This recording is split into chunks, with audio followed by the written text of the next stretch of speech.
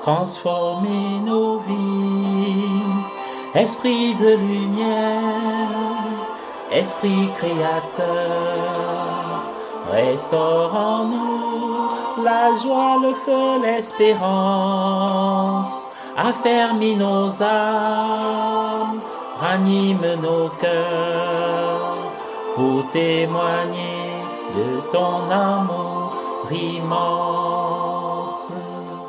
Bonjour à tous et à toutes et bienvenue à notre rendez-vous quotidien consacré à la méditation de la parole de Dieu. Nous sommes aujourd'hui le 29 janvier 2021. Vous faites bien de vous connecter. Je suis heureux de vous accueillir avec cette invocation du Saint-Esprit pour notre halte spirituelle. Le texte d'appui, c'est Marc au chapitre 4, versets 26 à 34, mais aussi la première lecture de ce jour. La première des deux paraboles de la lecture de l'évangile d'aujourd'hui suggère que lorsqu'un agriculteur a semé une graine dans le sol, il doit prendre du recul et permettre à la nature de faire fructifier la semence. Ce n'est que lorsque la graine est complètement développée que l'agriculteur passe à nouveau à l'action et récolte. Entre la semence et la récolte, les semailles et la récolte, la vendange, il doit laisser la graine en paix. S'il se mettait à fouiller le sol pour voir comment la graine se porte, il entraverait considérablement sa croissance. Quand Jésus dit que le royaume de Dieu est ainsi, que veut-il dire? Il dit peut-être que la venue du royaume de Dieu dans nos vies et dans notre monde ne dépend pas que de nous.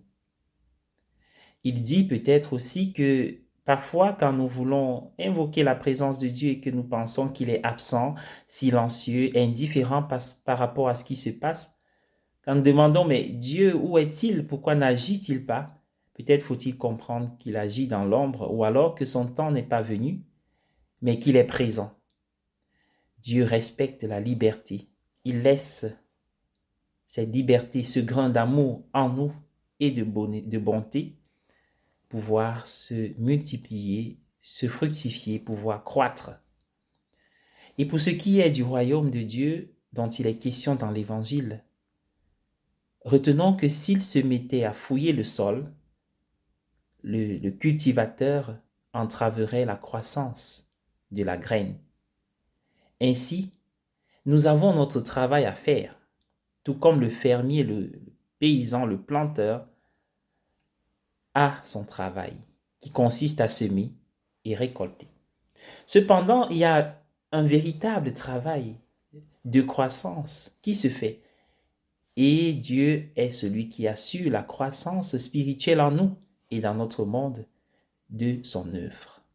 Comme le dit Saint Paul dans sa première lettre aux Corinthiens, « J'ai planté, Apollos a arrosé, mais Dieu assure la croissance. » Après avoir fait ce que nous pouvons, nous devons prendre du recul et permettre à Dieu d'agir. Parfois, le bon travail de Dieu peut se produire tout autour de nous, même si nous faisons très peu. Dieu peut agir puissamment dans notre vie à des moments où nous semblons avoir peu à donner, peut-être en raison de l'âge avancé ou de la maladie. Le bon travail que nous avons accompli dans le passé peut porter des fruits que nous ne soupçonnons peut-être pas. Le bon travail de Dieu se poursuit, même lorsque nous semblons avoir peu de choses à montrer comme effort. Ce que le Seigneur nous demande, c'est de persévérer, de ne pas nous décourager. Selon les termes de la première lecture d'aujourd'hui, nous devons rester fidèles. En particulier, oui, lorsque les temps sont maigres et difficiles. Je souhaite à tous et à chacun une très belle journée, un bon week-end. Malgré les temps maigres et difficiles, le Seigneur veille. Merci.